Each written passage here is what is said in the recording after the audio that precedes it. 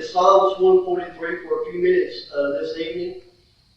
And we're going to look at it backwards. We're going to start at Psalms 143. We're going to look at verse 12, and then we'll go back to the other verses.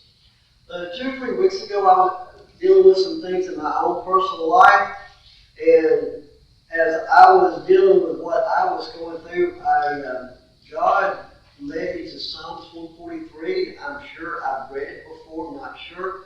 But it's now become one of my favorite Psalms.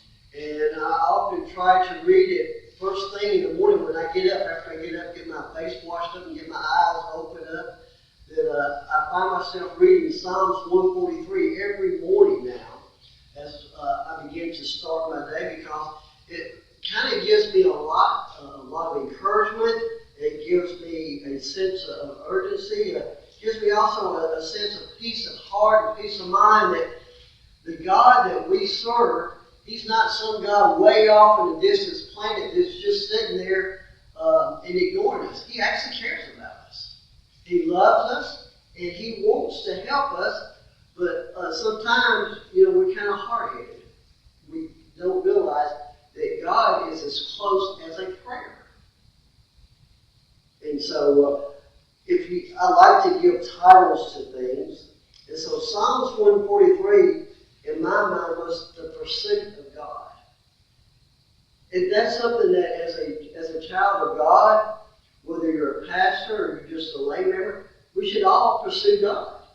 Because when we are in pursuit of something, it's something that we want to overtake it. It's something that will help us. And so we need to be in pursuit of God. So Psalms 143, verse 12, and this is a psalm of David. It says, "And of thy mercy cut off my enemies, and destroy all them that afflict my soul, for I am thy servant." Now, when I first read that really grabbed a hold of me. For I am thy servant. I belong to God. Sometimes I forget that. We get to going about our daily routines and our daily things, and we feel like, well, this is going on, that's going on, good things are going on, bad things are going on, and we forget the most important thing that in our life is, I am thy servant. I belong to you, God. And so since I belong to you, you have a desire to be involved in every aspect of my life. If I'll just share it with you. So as I was looking at this again today, this afternoon, I actually started looking at it all this week more in detail, looking at Revelation, but more and more I found myself looking more at this, was that what was David in pursuit of God? And there's several things here that we're going to look at, because David says, I am thy servant. In other words, membership does have its privileges, doesn't it? If I'm a servant of God, He's my Heavenly Father, then there's certain things that I feel like that I should be able under special consideration. And I should definitely give special consideration to God. So the first thing is, we find in Psalms 143, the very first 3 words.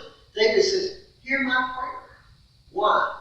Because I am thy servant. God, I want you to hear my prayers. And we know that we can study the Scriptures, and there are certain things that can keep God from hearing our prayers. Did you know that? If we have bitterness or unforgiving heart, is God going to hear our prayers? Absolutely not. So David says, God, I need you to hear my prayer. He says, O Lord, give ear to my supplications, in thy faithfulness answer me. Notice he says, God, I want you to answer me in your faithfulness, not mine. Because sometimes my faithfulness is not as strong as it needs to be. But God's always faithful. God's always trustworthy. And David says, I want you to hear my prayers in your faithfulness, not mine. He said, I want you to hear the prayers in your righteousness and not mine. You know, the Bible tells us that our righteous acts are like as filthy rags. So David says, it's not about me, God. I am your your servant, and because I am your servant, I need you to hear my prayer. Notice when you go down to verse 7, David says this, hear me speedily. So not only does David say, I need you to hear my prayer, but he says, I want you to hear me now. I need you to hear me right now. Not a day from now, not a week from now, not a year from now. He says, God, I need you not only to hear me, but I need you to hear me quickly. Sounds like us, don't we? It was like the guy said, pray for patience and give it to me right now. You know, then it says, hear me speedily, O Lord, my spirit faileth. David says, you know what, God, I'm at the point where I don't know which end is up, which end is down, which is west, which is east. I am just lost here. I really need you to, I need to hear you. And then he goes on, he says, hide not thy face from me, lest I be like unto them that go down the pit. Some of us, we might live in this. Well, who does David think he is to tell God, says, I need you to hear me right now? You want me to tell you who David thinks he is? Look at verse 12. I am thy servant. And so when I read it backwards like this, it makes a lot of more sense. Because I'm God's servant too. We are. If we're a child of God, we're God's servant. And so David's not trying to boss God around. He is making a plea for God's mercy right here. He says, God, I need you to hear me, but I also want you to hear me quickly because I feel like I'm losing ground. I'm in quicksand of life, and I'm about to be taken up. I need you to hear me and answer me. Look at verse 8. So he says, hear my prayer, hear me speedily. Verse 8, cause me to hear thy loving kindness in the morning. I like that. Cause me. God, make me to hear your voice. Make me to know that you are with me. Now, when I was walking over here this morning, I don't know where they were coming from, but all I could hear was little birds. And I thought, right back here to this verse, David says, cause me to hear you in the morning. They said, well, those were birds singing. Who made the birds? They're God, wasn't it? And so God has little reminders here on this earth that just let us know, hey, I am in charge, y'all. Why? Because I am thy servant. And if we get nothing else out of tonight's lesson, read Psalms 143, the last part. I am thy servant. Sometimes we just need to remind ourselves who we are. And where would we be without God? David says, I am your servant. I want to hear you. I need to hear you every morning of my life. Verse 8, the next part says, not only do cause me to hear, but then he says, cause me to know the way wherein I should walk, for I lift up my soul in thee. David's basically saying, hey, I don't want to take one step unless it's in your path, God. If you want me to zigzag, then you lead me a path of zigzags and I'll follow you. But I don't want to do it on my own. Cause me to know. In other words, I want 100% assurance of what you want me to do. I will follow you. Cause me to know.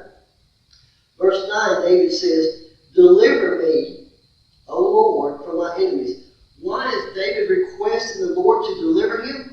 Because verse 12 says what? I am thy servant.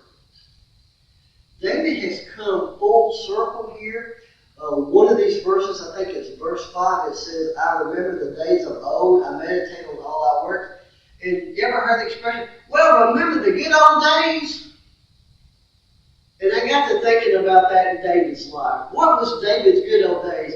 Well, as a shepherd boy, he followed a lion because it was trying to take a lamb. He fought a bear because it was trying to take a lamb. He fought Goliath because it was blaspheming against his God.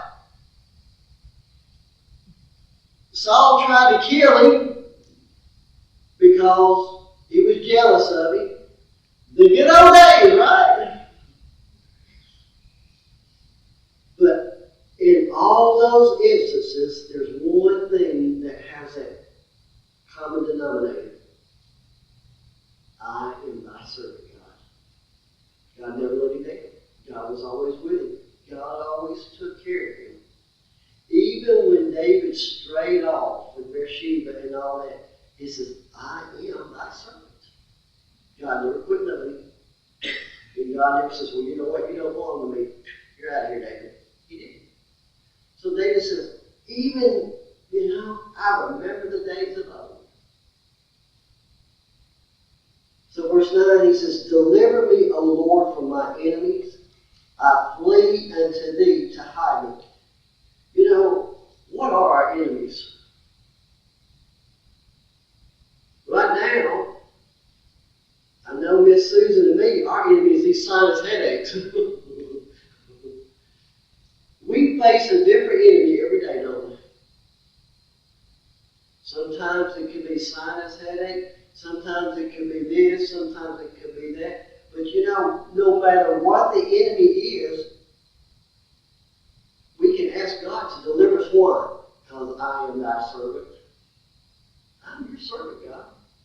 I need you to take care of me. And what's sad, I'm going to pat you ladies on the back here. So men, if you're sitting by one, you're probably going to get an elbow. But I'm going to just pat the ladies on the back. They have no problem doing this for God. Now, God take care of us. We don't care. But sometimes as guys, we have that kind of that macho, I know this, God, I got this. I don't need you, God, I got this. But we need to humble ourselves and say, I'm your servant, God. I need you to lead me, to guide me. Verse 10, David says, teach me to do thy will, for thou art my God. He says, I'm thy servant. In verse 10, he says, teach me to do thy will, for thou art my God. Thy spirit is good. Lead me in the land of righteousness. David says, God, I need hear my prayer. Hear me speedily. Cause me to hear. Cause me to know. Deliver me. And now verse 10, he says, God, teach me. I'm seeing a side here of David I'm not used to seeing. He's very humble here. But why is he being so humble? Verse 12, for I am thy servant. When we humble ourselves before God and we realize that we're God's servant, that he's more out to help us. Hear my prayer. Hear me speedily. Cause me to hear. Cause me to know. Deliver me. Teach me to do thy will. God, I want it to be your perfect will for my life. Not what I want, but what your will is. For thou art my God. Verse 11, David says, quicken me, O Lord, for thy name's sake. David, in other words, I need reviving here. Was that commercial, Red Bull gives you wings? David says, I need God's Red Bull right here. Quicken me, make me alive, God. Not for my sake, not for my purpose, but God, you bring me alive, you give me life for thy name's sake. I want to represent, I do represent you, God. So I need you to revive me. Make me alive for thy name's sake, for thy righteousness shall bring my soul out of trouble. And why would David says, why does God quicken me? Why should we ask God to quicken me? Verse 12, I am thy servant. So to me it's kind of interesting that David took Psalms 143 and the greatest point that he made throughout this whole psalm was what? The last 5 words? For I am thy servant. That sums up the whole Psalms 143. Because David says, I'm your servant. These are the blessings I get of God. So I am going to be in pursuit of God because I am thy servant. And so that would be my challenge for myself and for all of us. Let's pursue God this week. And then after we pursue God this week, let's do it next week. And let's do it the next. let's just see how much things go better. Because I am thy servant. Let's all stand. Thank you for being here. Be in prayer for the services Wednesday night at 4 o'clock and at 7.